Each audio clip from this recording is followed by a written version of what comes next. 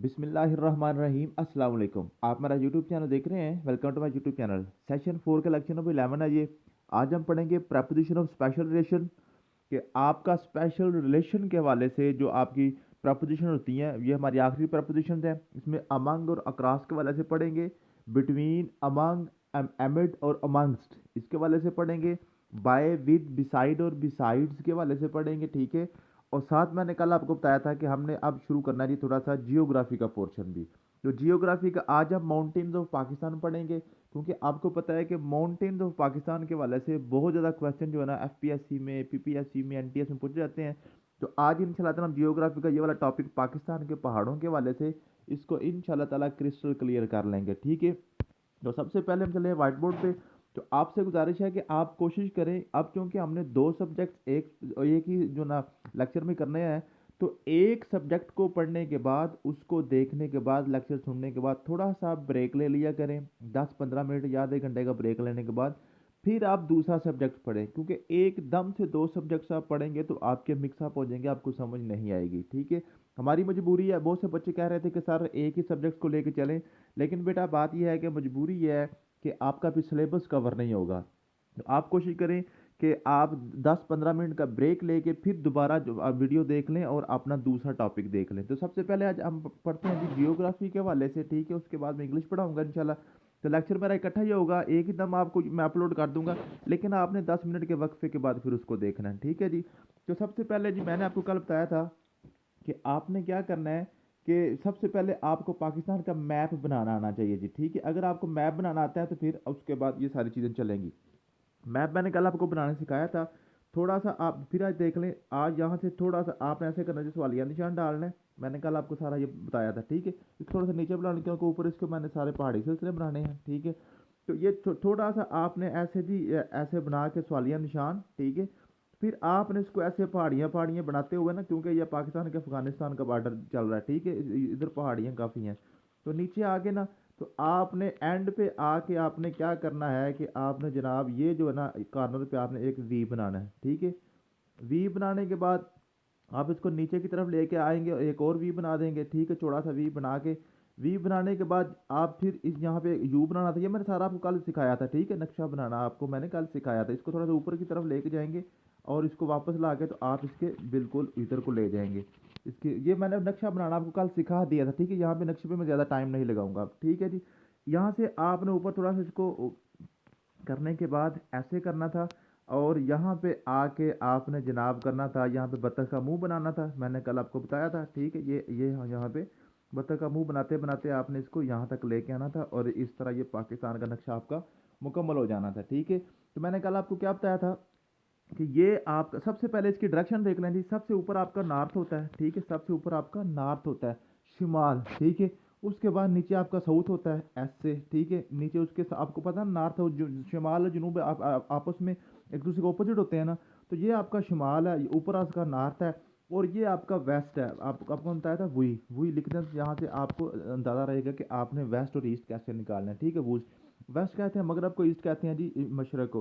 तो यहाँ पे आपका इंडिया सारा, ये जो आपका ईस्ट है ना, ईस्ट में सारा आपका क्या है, इंडिया है। ये आपका इंडिया है। ठीक है जी। पाकिस्तान और इंडिया का जो मशरकी बॉर्डर है। ठीक है।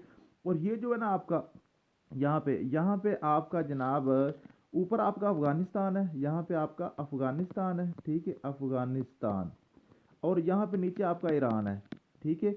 और जैसे आपने पढ़ा होगा ना पाकिस्तान का मतलब पाकिस्तान का मगरब में अफगानिस्तान और ईरान वाक़ है, तो नीचे आपका जो है ना ये ईरान है, और ऊपर जो है ना नॉर्थ के ऊपर ये आपका सारा चाइना है, ये ऊपर आपका चाइना है। ठीक है। और नीचे जो है ना, नीचे साउथ में ये सारा आपका समंदर है, ये समंदर है। ठीक है। अरेबियन सी या बहीरा अरब है यहाँ पे नीचे सारा। ठीक है।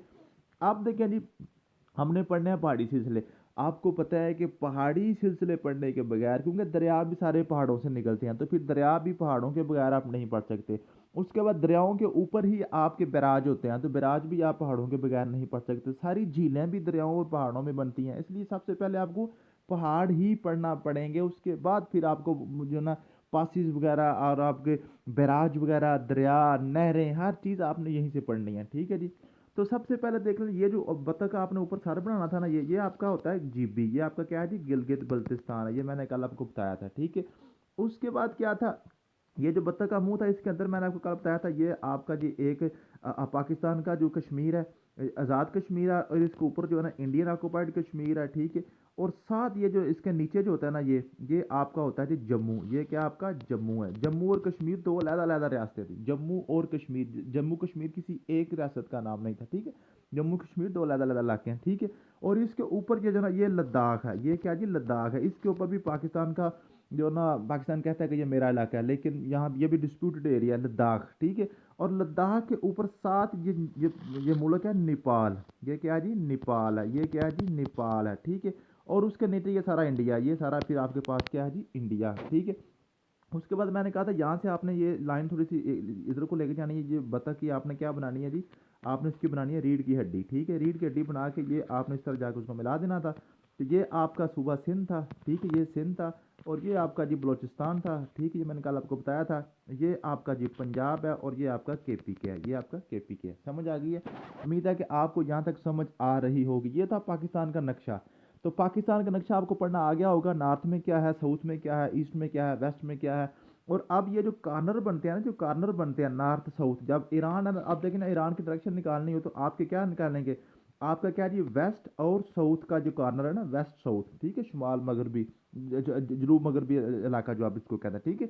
तो आप इस तरह इसको कहेंगे।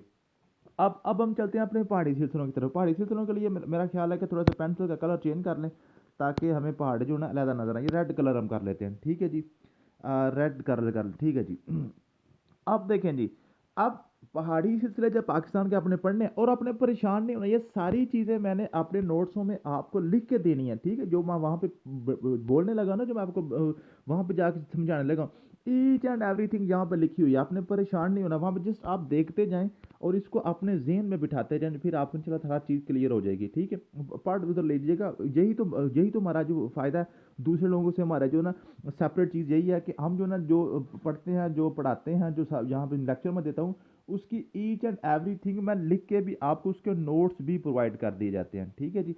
तो पाकिस्तान के जो पहाड़ी सिलसिले हैं, जो मेन आपने 3 पहाड़ी सिलसिले पढ़ने हैं। मेन आपने कौन से पढ़ने हैं जी, 3 पहाड़ी सिलसिले पढ़ने हैं। कौन सा कुछ, हिमालय रेंज को हिमालय जिसको बोलते हैं। नंबर 2 यहाँ पर लिख दूँ मैं आपको, आपने पढ़नी पहले हिमालय, उसके बाद आपने पढ़ना जी कराक्रम, ठीक है, और उसके बाद आपने पढ़ना जी हिंदू कश, ठीक है जी। ये 3 आपने पढ़ने हैं। ये रेड ठीक नज़र नहीं आ रहा मेरे ख्याल में, इसको हम ब्लैक कर लें फिर। रेड तो बिल्कुल जो है ना यहाँ पे नज़र ही नहीं आ रहा जनाब। तो पेन का कलर हम थोड़ा सा चेंज कर लेते हैं और इसको हम कर लेते हैं जी ब्लैक करते हैं, ठीक है। आप देखें जी, हिमालय, कराक्रम और हिंदू कश। सबसे पहले तो आपने ये देखना है कि कोई हिमालय कहाँ पे वाक़या है, कराक्रम कहाँ पे वाक़या है, और हिंदू कश कहाँ पे वाक़या है। सबसे पहले आपने जो बात याद रखनी है, तीनों पहाड़ी सिलसिले गिलगित बल्तिस्तान से शुरू होते हैं, ठीक है। गिलगित बल्तिस्तान से शुरू होके सबसे पहले पढ़ते हैं हिमालय, ग्रेटर हिमालय। हिमालय के भी 2 हिस्से हैं, आपको पता है, हिमालय कबीर और हिमालय सगीर, ग्रेटर हिमालय और लेसर हिमालय, ठीक है। तो आपने जो हिमालय आपका ना जी, ये हिमालय गिलगित बल्तिस्तान से शुरू होगा, और ये आपका जनाब जाएगा इधर को नेपाल लद्दाख से होते हुए इंडिया की तरफ ये फैल जाएगा, ठीक है। ये आपका होगा आगे, फिर म्यांमार तक आगे मुल्कों में चला जाता है, ठीक है। ये है आपका हिमालय। ये है जी हिमालय रेंज जो है ना, कोई हिमालय जो है ना। और रेंज क्या होती है, पहाड़ियों की एक मार्केट है ना, पहाड़ियों का एक समझ लें शहर है। तो जो छोटी छोटी बड़ी बड़ी छोटी बड़ी मुख्तलिफ पहाड़ियाँ मिला के एक इलाका बहुत बड़ा बन जाता है, उसको हम माउंटेन रेंज कह देते हैं। जैसे मार्केट में एक दुकान होती है तो सब दुकानें मिल के वो मार्केट या प्लाजा बन जाता है, ठीक है। ये सारी आपकी छोटी बड़ी पहाड़ियाँ हैं, ठीक है जी। ये आपका बन गया हिमालय रेंज। तो सबसे पहले जो क्वेश्चन जो हिमालय के वाले से बनेगा, वो आपसे पूछेगा कि पाकिस्तान और इंडिया के दरमियान कौन सा पहाड़ी सिलसिला वाक़ है, तो वो हिमालय है, ठीक है जी। समझ आ गई। इधर इंडिया है ना, आपको पता है, इधर तो आपका इंडिया चल रहा है, तो पाकिस्तान और इंडिया के बॉर्डर के ऊपर जो है वो आपका हिमालय रेंज है, ठीक है। और हिमालय के वाले से जो आपके सबसे पहला क्वेश्चन आएगा, हिमालय जो है ना, दुनिया का सबसे बुलंद तरीन जो पहाड़ी सिलसिला है वो हिमालय है। दुनिया की सबसे बुलंद चोटी जो है ना जी, वो माउंट एवरेस्ट है, ठीक है। और वो भी हिमालय में है, और वो है जी नेपाल में। जो नेपाल में वाक़ है, हिमालय की रेंज में नेपाल में वाक़ है, उसका नाम है जी माउंट एवरेस्ट। उसका क्या क्या नाम है जी, माउंट एवरेस्ट, ठीक है जी। माउंट एवरेस्ट की जो, और उसके बाद हाइट पूछ ली जाती है माउंट एवरेस्ट की, तो माउंट एवरेस्ट की हाइट है जी 8,850 किलोमीटर, ठीक है जी। 8,850 मीटर, ये आपने याद कर लेना, ठीक है। हो सकता है वो कल को आपको फुट में पूछ ले, तो फुट में पूछ आपको याद करने की ज़रूरत नहीं है, सिर्फ एक ही बात याद कर लें 1 मीटर जो होता है ना 3.28 फुट के बराबर होता है, ठीक है, 3.28 फुट के बराबर होता है। तो फिर आप उसको फुट में कन्वर्ट कर लें, ठीक है, लेकिन आपने याद सिर्फ मीटर में करना, क्योंकि और भी काफ़ी ज़्यादा अपनी पहाड़ियाँ याद करनी है। तो आप फिर क्या करेंगे, एक ही यूनिट में इसको याद करें, मीटर में। तो माउंट एवरेस्ट की जो चोटी है सबसे ज़्यादा, उसकी जो हाइट है 8,850 मीटर है, ठीक है। और ये कहाँ पे है जी, हिमालय में। और ये कहाँ पे है, नेपाल में है। ये नेपाल में, हिमालय कहाँ से, गिलगित बल्तिस्तान से शुरू हो रहा है, ये आगे इंडिया, लद्दाख से होता हुआ इंडिया, फिर नेपाल, आगे फिर म्यांमार, काफ़ी आगे मुल्कों तक फैल जाता है, ठीक है जी, समझ आ गई है। उसके बाद आपने जो बात याद करनी है हिमालय के हवाले से, हिमालय के अंदर जी एक और जो चोटी है, जो पाकिस्तान में हिमालय के वाले सबसे बुलंद चोटी जो है, क्योंकि ये जो आपकी माउंट एवरेस्ट है, ये तो सबसे ज़्यादा जो नेपाल में है ना। तो पाकिस्तान में हिमालय की सबसे बड़ी जो चोटी है वो नांगा पर्वत है। वो क्या है जी, नांगा पर्वत है। वो क्या है जी, आपकी नांगा पर्वत है, नांगा पर्वत, ठीक है। जो हिमालय में, जो हिमालय रेंज में पाकिस्तान की सबसे बुलंद चोटी जो है, वो वैसे ओवरऑल पाकिस्तान की बुलंद तरीन चोटी केटू है, आपको पता है, लेकिन को जो हिमालय रेंज में है वो नांगा पर्वत है, ठीक है। और उसकी जो आपकी हाइट है 8,126 मीटर है, 8,126 मीटर। ये सारे मैंने लिखा हुआ है नोट्सों में, आप पढ़ लेंगे इंशाल्लाह ताला, आपको इजीली समझ आ जाएगी, ठीक है। तो हिमालय के वाले से आपने 2-3 क्वेश्चन याद कर लिए। सबसे पहले जी, को हिमालय जो है ना पाकिस्तान और इंडिया के बॉर्डर में है, ठीक है। और ये भी पूछ सकता है वो पाकिस्तान के मशरक में, पाकिस्तान के ईस्ट में कौन सा है, या नॉर्थ ईस्ट में। ये आप देखें ना, ये नॉर्थ है ना, जीबी तो आपका नॉर्थ में है। तो नॉर्थ ईस्ट में, शुमाल मशरक में कौन सा पहाड़ी सिलसिला वाक़ है, वो आपका कौन सा जी, हिमालय है। और जो दुनिया का बुलंद तरीन मुकाम माउंट एवरेस्ट है, वो भी हिमालय में है, और उसकी बुलंदी 8,850 मीटर है। वो कहाँ पे है, वो नेपाल में है, ठीक है। और पाकिस्तान की सबसे बुलंद तरीन चोटी जो है वो जो है आपकी नांगा पर्वत है, ठीक है, वो भी हिमालय में है। और उसके अलावा हिमालय का एक और क्वेश्चन जो पूछा जाता है पेपर में, वो है जी कि हिमालय के अंदर जो दूसरी बुलंद तरीन चोटी है ना हिमालय की, वो है आपकी जो कंचनजुंगा। कंचनजुंगा ये आपकी है नेपाल और इंडिया के बॉर्डर के ऊपर, यहाँ पे, ठीक है जी। तो ये हिमालय की दूसरी बड़ी चोटी है, और लेकिन दुनिया में तीसरा नंबर है इसका, क्योंकि आपको पता है दुनिया, पूरी दुनिया में जो चोटियाँ सबसे बुलंद माउंट एवरेस्ट है, उसके बाद केटू है। वो केटू कोहे कराक्रम में आएगी, वो हम पढ़ेंगे अभी, ठीक है। तो इसकी जो दूसरी बुलंद तरीन चोटी है कंचनजुंगा। कंचनजुंगा ये मैंने लिखा हुआ है सारा नोट्सों में, ठीक है। और ये नेपाल और इंडिया के बॉर्डर पे वाक़ है, और इसकी जो बुलंदी है वो है जी 8,586, 8,586 मीटर है इसकी बुलंदी है कंचनजुंगा की, ठीक है जी, समझ आ गई है। ये था आपका हिमालय, ठीक है। तो हिमालय के वाले से आपने सिर्फ यही क्वेश्चन याद करने हैं। उसके बाद हम चलते हैं जी हिमालय की सब रेंज, यानी कि लेसर हिमालय, हिमालय सगीर, यानी कि हिमालय की छोटी, जो हिमालय के नीचे जो चीज़ें आती हैं ना, वो हमने पढ़नी है, ठीक है। तो हिमालय की जो आपकी सब रेंज है ना हिमालय की, उसके वाले से हम पढ़ेंगे। तो हिमालय की एक सब रेंज आती है आपकी, जो आपकी हिमालय से शुरू होती है, और पाकिस्तान के कश्मीर से होता हुआ ना, पाकिस्तान कश्मीर से होते हुए, तो ये आती है ऐसे इस्लामाबाद की तरफ, ये यहाँ यहाँ तक आती है, ठीक है। ये इस्लामाबाद की तरफ जो आपका पहाड़ी सिलसिला आता है, उसको हम कहते हैं हिमालय सगीर या लेसर हिमालय, ठीक है। हिमालय सगीर या उसको लेसर हिमालय कहते हैं। और इसका जो सब रेंज हिमालय, और इसका नाम, स्पेशल नाम जो है ना, इसका नाम है जी शिवालक। इसका नाम क्या है जी, शिवालक, शिवालक की पहाड़ियाँ। अब शिवालक के वाले से आपको क्या क्वेश्चन आएगा कि जो इस्लामाबाद है वो कौन से पहाड़ी सिलसिले में वाक़ है, वो शिवालक में वाक़ है। वैसे अगर पूछे शिवालक ना लिखा हो हिमालय कराक्रम हिंदुकुश, तो आप क्या पढ़ेंगे जी, हिमालय में। लेकिन अगर हिमालय का लिखा हो हिमालय शिवालक, कोई सुलेमान, कोई किरथीर वगैरह, तो फिर आप क्या करेंगे, शिवालक में। उसके अलावा पूछेगा आपसे कि फैसल मस्जिद जो है ना, वो कौन से पहाड़ी सिलसिले में वाक़ है, वो भी आपके शिवालक रेंज में है, ठीक है, शिवालक की पहाड़ियों में, ठीक है। उसके अलावा आपसे वो पूछ सकता है कि जो आपके मारगला हिल्स हैं, मारगला आपको पता ना, मारगला की पहाड़ियाँ इस्लामाबाद में है ना, तो वो कौन से पहाड़ी सिलसिले में, वो भी शिवालक के पहाड़ी सिलसिले में है, ठीक है जी, समझ आ गई है, क्लियर होगी बात। उसके बाद आपने पढ़ना है, उसके बाद आप हिमालय का एक और जो ही सिलसिला है, जो जो हिमालय की सब रेंज है, वो है आपकी पीर पंजाल रेंज। पीर पंजाल रेंज वो यहाँ से बिल्कुल इसके साथ शुरू होगी, और इंडियन कश्मीर और पाकिस्तान के जो मरी का इलाका है ना, वो यहाँ पे बनेगी ये वाली, ठीक है जी। ये भी हिमालय सगीर है, हिमालय की सब रेंज में ही आती है, ठीक है जी। तो इसका नाम है जी पीर पंजाल रेंज। इसको हम क्या कहेंगे, पीर पंजाल, क्या करेंगे, पीर पंजाल रेंज, ठीक है। तो यहाँ पे क्या क्वेश्चन आपका बनेगा कि जो पाकिस्तान का मलका कोसार मरी है, मरी, तो मरी की पहाड़ियाँ कहाँ पे हैं, वो पीर पंजाल रेंज में आती हैं, समझ आ गई है, क्लियर होगी बात। तो ये यहाँ तक इससे ज़्यादा क्वेश्चन नहीं बनते।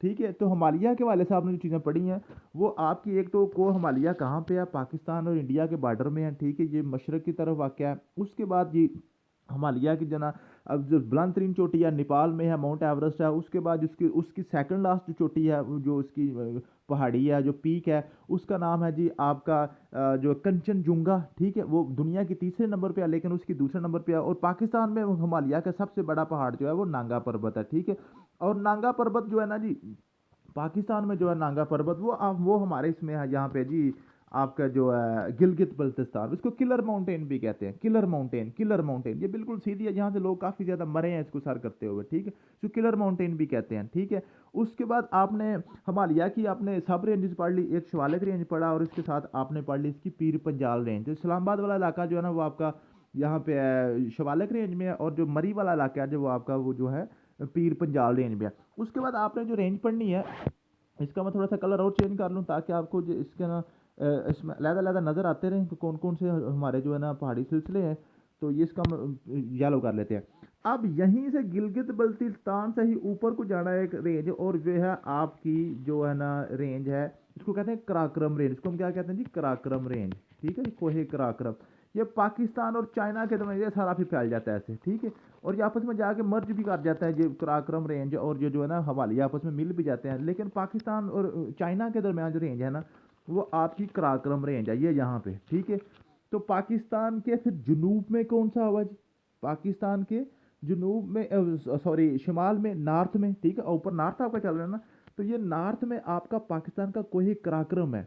ठीक है, और ये भी क्वेश्चन पूछ लिया जाता है कि पाकिस्तान और चाइना के दरमियान कौन सा पहाड़ी सिलसिला है, वो आपका जी कोही कराक्रम है, वो कोही कराक्रम है। ठीक है, समझ आ गई है। और पाकिस्तान की जो बुलंद तरीन चोटी है ना केटू, केटू वो कोही कराक्रम है जी, ये गिलगित बल्तिस्तान के इलाके में कोही कराक्रम में वाक़ है। ठीक है जी, केटू दुनिया की दूसरी बुलंद तरीन चोटी केटू, उसका नाम जी उसको दूसरा नाम इसको जो कहते हैं ना जी केटू को, उसके कई दो तीन नाम है। उसका सबसे पहले इसको चिगोरी भी कहते हैं, चिगोरी।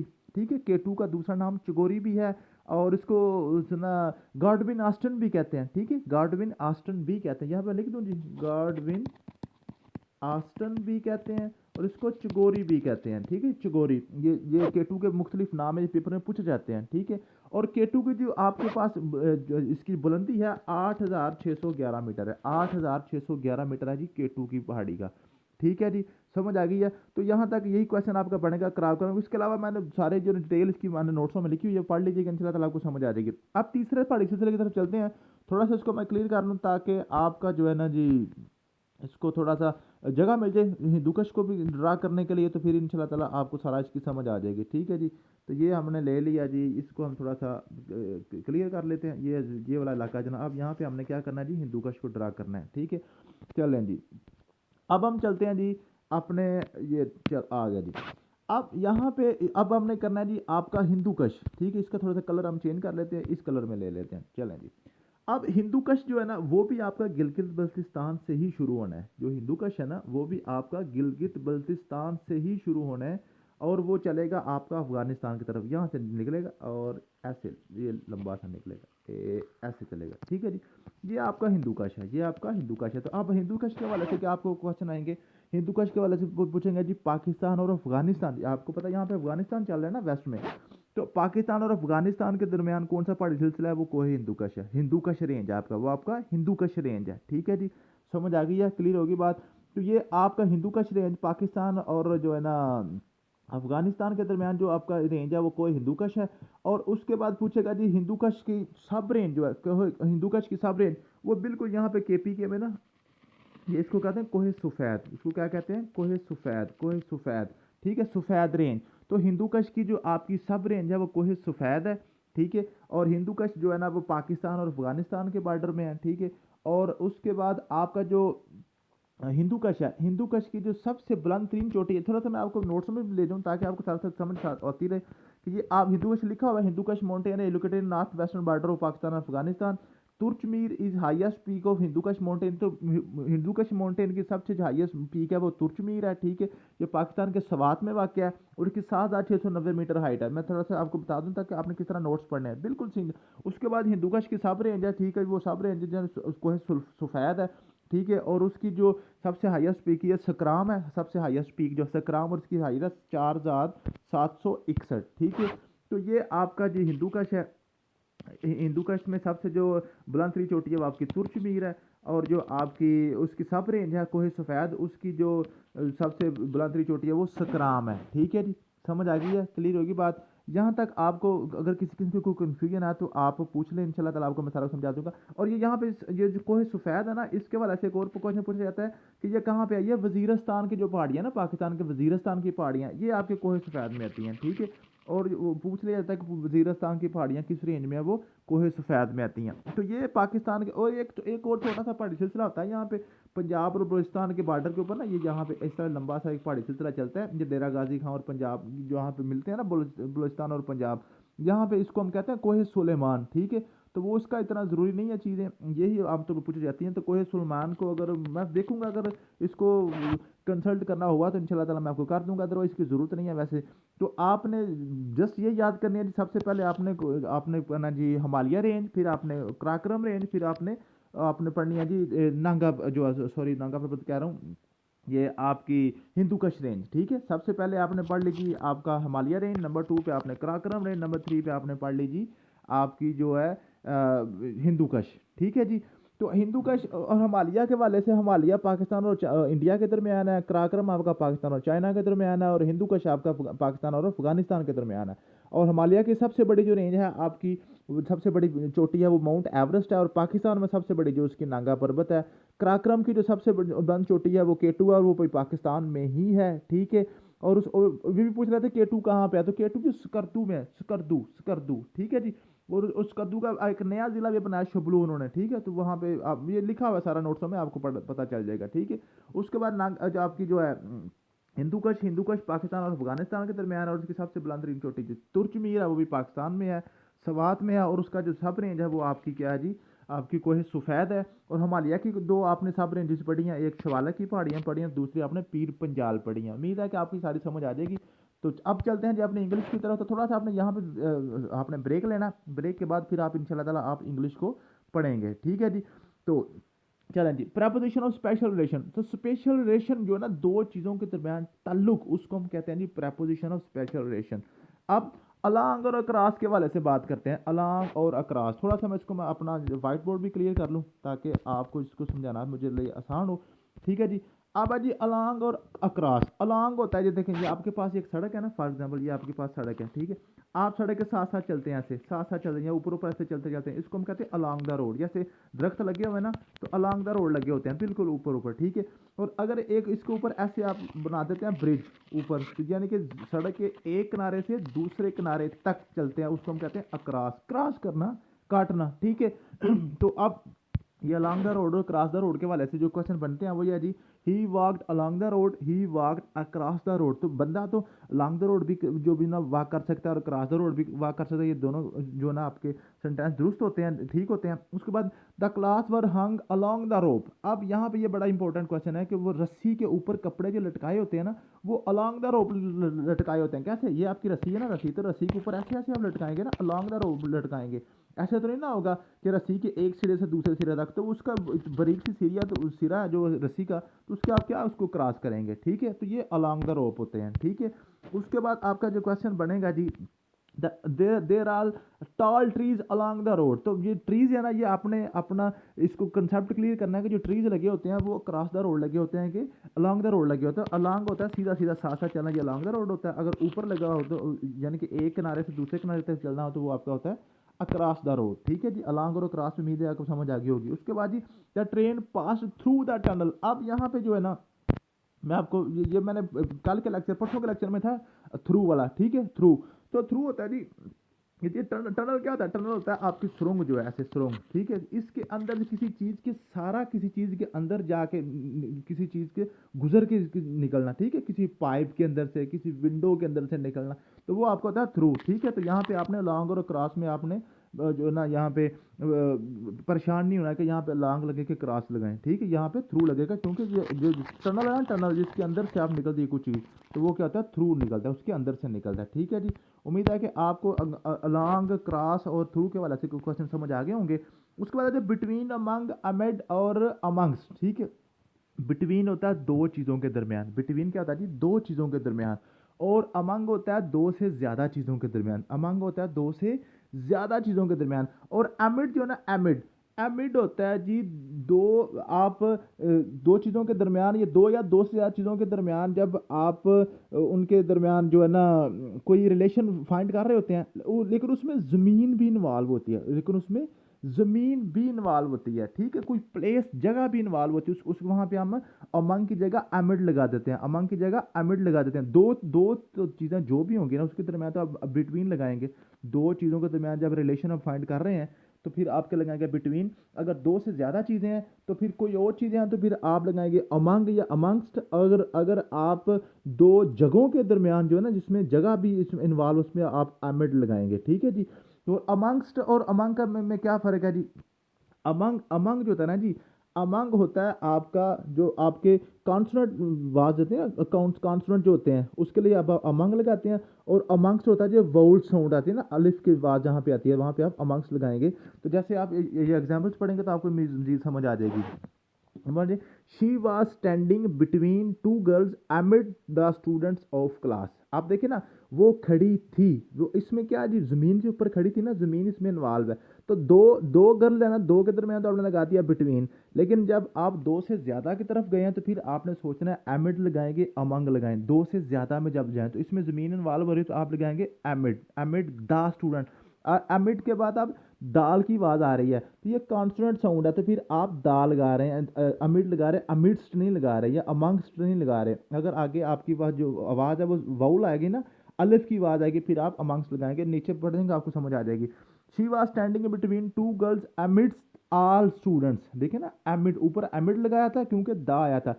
अब अमिड्स्ट आल, अलिफ की आवाज़ आगे आई है ना, फिर आप अमिड्स लगा देंगे, ठीक है जी। उसके बाद she was distributing books between Alia and Aisha among whole class. आप देखिए ना, वो बुक्स को वो कर रही है, डिस्ट्रीब्यूट कर रही है, ठीक है। तो अब इसमें ज़मीन इन्वॉल्व नहीं है तो फिर हम क्या लगाएंगे, अमंग लगाएंगे।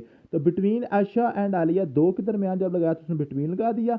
और आगे होल क्लास आ गई तो फिर आपके लगाएंगे, अमंग लगाएंगे। तो एक ही फिक्रे में आपके दोनों कंसेप्ट क्लियर हो रहे हैं, बिटवीन के भी और अमंग का भी, ठीक है जी। उसके बाद जी शी इज, उसके बाद जी she was distributing books between Alia and Ayesha amongst all students. अलिफ की आवाज़ आ गई तो अमंगस्ट आ गया, ठीक है जी। उसके बाद आपके पास क्या आ गया जी, उसके बाद जी she is surviving her study plan amid the domestic issues tension. अब कुछ ऐसी चीज़ें होती हैं जिनको आप मैयर नहीं कर सकते, जिनको आप मैयर नहीं कर सकते, तो वहाँ पे भी आप क्या लगाएंगे, एमिड लगाएंगे, वहाँ पे क्या लगाएंगे जी, एमिड लगाएंगे, ठीक है जी। उसके बाद जी she was standing between Aliya, Ayesha and Asiya. अब यहाँ पे देखें, यहाँ पे परेशानी क्या बनती है, स्टूडेंट ने कहते हैं यहाँ पे तीन है तो फिर भी आप बिटवीन लगा रहे हैं। आपने तो बताया था कि सिर्फ दो, जब दो चीज़ें होंगी तो फिर आप बिटवीन लगाएंगे, दो से ज़्यादा होंगे तो फिर अमंग लगाएंगे। यहाँ पे बिटवीन क्यों लगा रहा है, तो मैंने आपको जब ये एक लेक्चर दिया था सेशन 3 में, नेक्स्ट भी इंशाल्लाह हम पढ़ेंगे, जब एंड आया था ना, एंड, ये जो एंड है, एंड दो पार्टियां बना देता है, एंड से पहले और एंड के बाद, ये दो पार्टियां, ये तीसरी पार्टी इसमें है ही नहीं। आयशा, आलिया और आयशा एक पार्टी है और आसिया दूसरी पार्टी है, तो ये दो पार्टियां, इसको तीन आपने नहीं कंसीडर करना, इसलिए भी आप बिटवीन ही लगाएंगे। तो एंड आपने हमेशा याद रखना है, एंड जहाँ पे आता है, एंड से पहले एक पार्टी होती है, एंड के बाद दूसरी पार्टी होती है, ठीक है जी। उसके बाद ही ये कुछ मैंने जहाँ पर नीचे लिखे हुए हैं जो आपके फिक्स प्रपोजिशन है। तो डिस्टिंग्विश, तो डाई आपको मैंने बताया हुआ है, डाई का मतलब भी दो होता है, मैंने आपको बताया ना, मोनो डाई ट्राई वगैरह पहले काफ़ी दफ़ा बात हो चुकी है।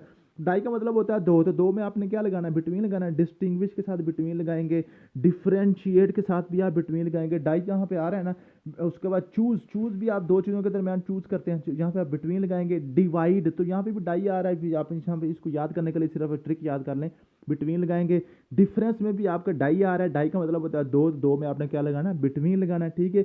लिंक के में आप बिटवीन लगाएंगे और चूज के दरमियान बिटवीन लगाएंगे, ऊपर आ गया। और रिलेशनशिप के दरमियान भी आप बिटवीन लगाएंगे, ये आपकी फिक्स प्रपोजिशन है बिटवीन की। उसके बाद आपके बाय विद, बिसाइड और बिसाइड्स। अब बाई कहाँ पे लगाना है आप जी, he is beating her with stick. With with और बाय का क्या फ़र्क है, ये बड़ा जो ना यहाँ पे कन्फ्यूजिंग जैसे होते हैं प्रपोजिशन बाय और विद का।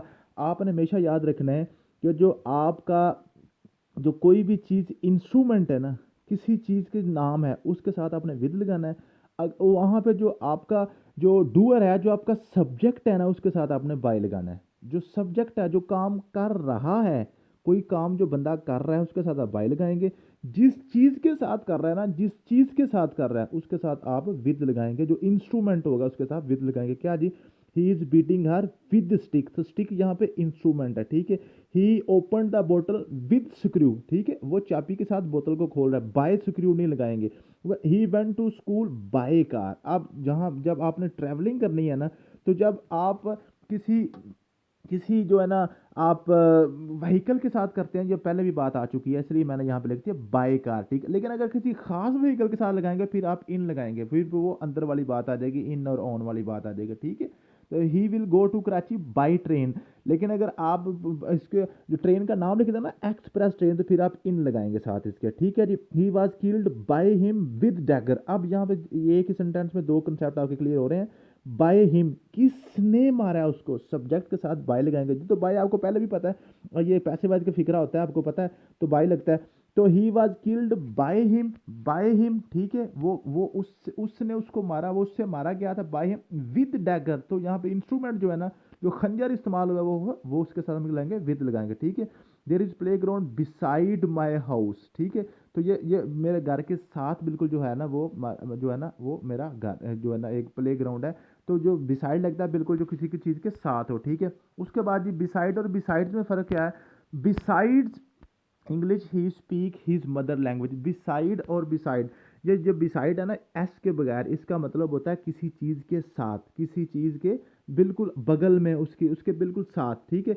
लेकिन जो होता है ना बिसाइड्स एस वाला, इसका मतलब होता है इन एडिशन, उसके साथ साथ और भी चीज़ है, ठीक है।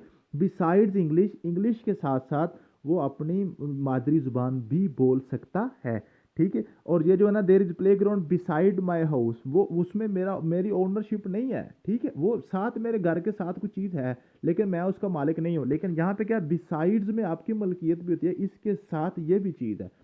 Besides English he speaks his mother language, ठीक है। उम्मीद है कि आपको स्पेशल रिलेशन के हवाले से जो आपकी प्रपोजिशन थी वो भी क्लियर होगी। मिलते हैं नेक्स्ट वीडियो में। अल्लाह हाफिज़।